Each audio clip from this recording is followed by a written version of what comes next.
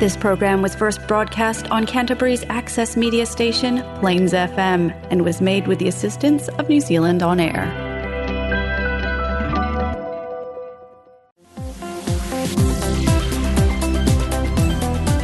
Welcome to your weekly dose of the Accountology Show. I'm your host and chartered accountant, Nicole Haig, with an insatiable curiosity for uncovering accounting ideas to help businesses grow. I have so many nuggets of gold to share. Are you ready to make your good business great? Let's get stuck right in. Hey, it's your host Nicole Haig and welcome to another episode of the Accountology Show.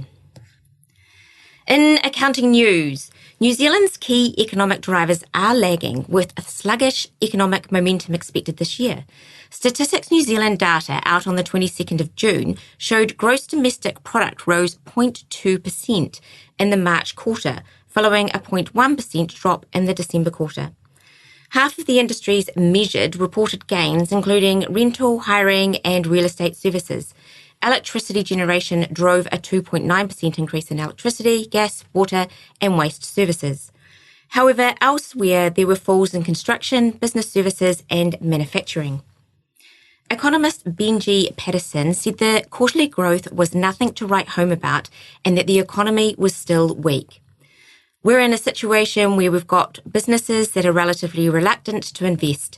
The order books are not looking particularly good, so scope for manufacturing over the coming months isn't looking particularly strong, he said. We've also got consumers that remain quite squeezed at present and they're very reluctant to spend within the economy. So it's unlikely that we're going to see any material pickup in the June quarter. Patterson noted the economy was going backwards in per capita terms. We're really backpedaling at quite a rate of knots. It's the sort of decline we were seeing during the global financial crisis. We saw a decline of 2.4% of GDP in per capita terms over the past year, so that's quite the squeezing. Patterson said the Reserve Bank of New Zealand was stuck between a rock and a hard place. On one hand, they've got an economy that is slowing, and Stats New Zealand results show that the economy is continuing to slow. Even though we've technically just exited a recession, it's still very, very weak in per capita terms. The Reserve Bank, however, what they're waiting to see is for inflation to actually begin to return to its target band, and inflation at present, while it's coming down from its peaks, is still just above the 1 to 3% target band that the banks want to see. Westpac senior economist Michael Gordon noted there was little to alter the outlook for the economy. We expect growth to remain minimal over the course of this year, and indeed, recent indicators suggest that the June quarter is shaping up to be quite soft.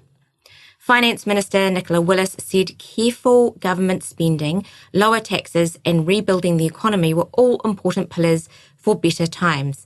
While it's hard to see through the immediate conditions, the Treasury's budget forecasts show an improving outlook for the second half of this year, with inflation coming under control, interest rates dropping and growth recovery. She said the government was laser focused on boosting New Zealand's lagging productivity rates by investing in education, infrastructure, less red tape, overseas investment, as well as science and innovation. Are you a business owner struggling with profit, cash flow, or to find balance between work and life? At Nicole Haig & Associates, we want to help business owners just like you reclaim your freedom. Freedom to spend quality time with loved ones, freedom from stress, and freedom from financial burdens. But how do we do it? It's simple. We listen, we understand, and we create bespoke, structured programs tailored to your unique business and personal goals. With the right education, coaching, and expert advice, we'll show you how to increase profits, improve cash flow, and align your business and personal goals. Don't do it alone. Let NH+A be your guide to success. Work smarter, not harder, with our proven accountability methods. Your freedom starts here. Contact us today. So, if you remember, in our last episode, we tackled the big, often confusing world of markups and margins. We cleared up the common misconception that these terms are interchangeable and instead learned that understanding the difference between them is crucial for your business's profitability. We broke down the definitions, calculations, and the implications for your pricing strategy, making sure you have a solid foundation to build upon. Today, we're taking things a step further. We're zooming in on margins and how small tweaks can lead to big gains. Yes, we're talking about those tiny incremental improvements that can have a massive impact on your bottom line. Think of it as finding hidden treasures in your business data, those little nuggets of gold that can boost your profit without having to drastically increase your sales. We'll be chatting about how to measure your margins accurately using up-to-date real-time data and how to break down your sales into trading accounts. We'll discuss practical tips like capturing sales and direct costs accurately, comparing your actual results with your budget, and understanding industry benchmarks. And let's not forget the crucial role of your accountant that they can play in improving your reporting and making strategic changes. But that's not all. We'll also dive into how to increase your stock turnover, especially in a slow-moving economy. How quickly do you sell your stock? The longer it takes, the more cash you have tied up and the more likely you'll end up discounting it. We'll explore strategies like reducing stock levels, buying on consignment, and ordering just in time, all aimed at freeing up cash and increasing your margins. So grab a pen and a notepad, get comfy, and let's turn those numbers into actionable insights that can drive your business forward. Ready? Let's jump right in. Okay, so before we dive into today's episode, let's do a quick recap of what we covered in part 1 of this series of markups and margins. In our last episode, we tackled one of the most common and critical pitfalls in business pricing, confusing markup with margin. We learned that these terms, while often used interchangeably, are actually quite different, and understanding this difference is key to maintaining a profitable business. So here are the main points we discussed. Definition and importance. So markup is the amount added to your cost price to set your selling price. It's expressed as a percentage of the cost price. Margin, on the other hand, is your profit expressed as a percentage of the selling price. Mixing these up can lead to significant profit miscalculations. The second area we looked at was calculations. So we broke down the calculations for both markup and margin using a simple example. We used the example of a product costing $900 and selling it for $1,100. The margin, which is $200 profit divided by $1,100 selling price and times it by 100% to get a percentage, was 18.18%. Whereas markup was $200 profit divided by $900 cost price times 100 again to get the percentage is 22.22%. This highlighted how the same dollar amount translates differently into markup and margin percentages. The third area that we looked at was the implications for pricing. We've discussed why it's crucial to use the correct percentage in your pricing strategy to ensure you're covering all costs and hitting your profit targets. Misusing markup as margin or vice versa can lead to underpricing and reduced profits. And lastly, we looked at industry benchmarks. So knowing your industry's average margin helps you set competitive and sustainable prices. For instance, builders might aim for a 20% margin to ensure profitability and growth. And the key takeaway from part 1 was that markup and margin are not the same, and confusing them can lead to serious financial missteps. Grasping this distinction empowers you to price your products and services more accurately, ensuring all costs are covered and your profit goals are met. So let's drill down on your margins. Gains can always be made at the margins. These small incremental gains over a month or a year can have significant impact on your bottom line. This could be additional profit you make from a single project, a single product or service, a particular geographical area, or a certain type of customer. Drilling down into your sales and margins gives you great insight into which parts of your business are performing well and which ones need improvement. So here are some ideas to help you measure your margins. Firstly, use real-time and up-to-date data. So ideally use an accounting-based product like Xero, which is cloud-based, with daily data feeds from your bank. The second is determine which ways you want to dissect your sales into trading accounts. And by that I mean by product or service line, by groups of products, by salespeople, or by region. A region could be defined as online sales versus a bricks and mortar shop sales. Or if you're a property developer, maybe it could be each development address. The third is Capture sales by these categories at the time of sale or invoicing. So adjust your account codes accordingly or use reference fields or tracking. So the account codes could be set up for that particular trading account or set up tracking in Xero, for instance. The fourth is capture the direct costs of those sales by using an inventory or time recording system. If you're selling a mixture of labour and materials, make sure you correctly capture both the labour and the material costs. The fifth area is compare the actual results you are getting with your month-by-month budget, and do this at least monthly. The sixth point is compare your results with industry expectations.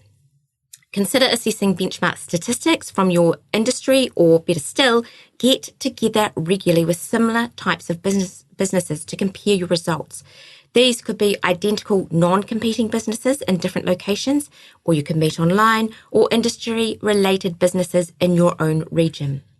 And lastly, seek feedback from your accountant as to how you can improve your reporting of your margins. Your accountant will come into contact with many businesses like yours and are familiar with best practice as well as what doesn't work.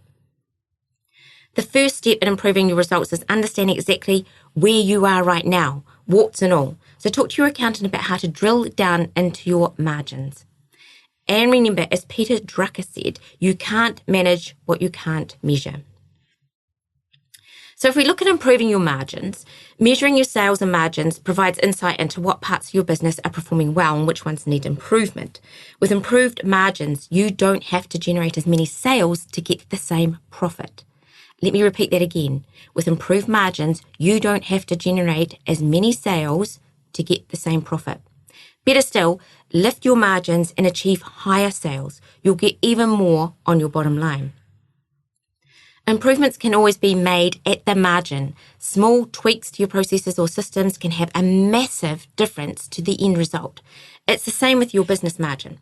So, for instance, a 1% increase in your gross margin on, say, $500,000 worth of sales is an extra $5,000 on your bottom line. And the best part about improving your margin is that you increase your profit without needing to increase your sales. So let's have a look at 10 improvement strategies to lift your margins. Number 1, set targets and budgets for team members and jobs and share these with your team. Have brief weekly meetings to celebrate achievements and share the ideas to improve results. The second is identify the products you sell that have the highest margin. Share these with the team and make sure they know how to sell them well. Thirdly, review your sales process. Does your team know which products or services have the highest margin? Do they know how to upsell to those higher margin products or services? Identify the sales skills gaps in your team and implement training. The fourth is consider products or services that give you a poor return or margin. Either increase their price or stop selling them. The only exception here are loss leaders, products or services which bring customers in the door. So supermarkets do this well. For example, milk and bread at below cost to encourage you, the customer, to come into store. And you've ever noticed how these are always at the back of the store, so you're tempted to buy other items as well? Number 5 is put your slowest moving stock items on sale. Get rid of them. Slow moving stock or materials ties up your cash. Get rid of the slow moving items or work that has a poor return. Selling old stock at cost will drop your margin, but if you replace those items or jobs with higher margin items, you'll achieve a higher return in the long run. 6 is reduce wastage and rework. So ask yourself, what processes need to be updated to help reduce wastage and rework? Or if the processes are correctly documented, what training do you need to provide to your team to ensure the processes are being followed to reduce wastage and rework? Number 7 is ensure your pricing includes the cost of consumables, admin time, and software. Adding a simple admin or consumables charge of just say $10 to every invoice will make a big difference over a year. And 8th, back cost individual jobs or projects. Review exactly what you spent on 2 to 3 jobs every month and compare the actual cost to what you anticipated the cost would be when you quoted for the job or the margin you expected from the price list. Reflect on this and make changes to your margins going forward if necessary. And the 9th is keep your price list current and increase them annually. If you're using a pricing tool for quoting, make sure costs are up to date with what you're being charged by your suppliers. Number 10 is upsell and offer options to your customers. Options give the customer a choice of yeses, and you're able to increase your average transaction value, often more return for the same amount of effort. Remember, this is like the McDonald's, would you like fries with that offer? And I've got a bonus for you. Number 11, keep in regular contact with your customers. Network with them and create opportunities to contact them or for them to come and see you. More contact will result in more sales. And did you know that it's 6 times cheaper to sell to an existing customer than a new one? 12 is use a system or checklist to ensure your sales team knows your product range, especially the most profitable items and when to offer them. Give your team members a checklist so that when they scope a job, they have add-on offers at front of mind. Number 13, negotiate better prices with your suppliers. As they say, the squeaky wheel gets the oil. So if you don't ask, you won't get. Number 14, report your results on a cloud-based real-time system like Xero. We talked about this before. So you can't manage what you don't measure. Regularly monitor your most important key performance indicators on your dashboard. The 15th is make a plan. There are plenty of areas of improvement in your business. Unless you write them down, you're unlikely to bring the correct focus to them. Make a plan to improve one area at a time. And the last bonus is involve your accountant, not only to help with idea generation and building a plan, but also to hold you accountable to do the things you need to do. They can help you lift your margin. And as Winston Churchill said, to improve is to change, to be perfect is to change often. Of course, there will be many other specific strategies related to your business. So again, have a chat to your accountant about creating your own bespoke margin improvement plan. Okay, so let's look at increasing your stock turn in a slow-moving economy. How quickly do you sell your stock? So the longer it takes, the longer your cash is tied up and the more likely it is to be discounted. In a slow-moving economy, managing your stock is essential, which will lead to freeing up your cash. If you sell stock or inventory, it's essential you understand stock turn and how to increase it.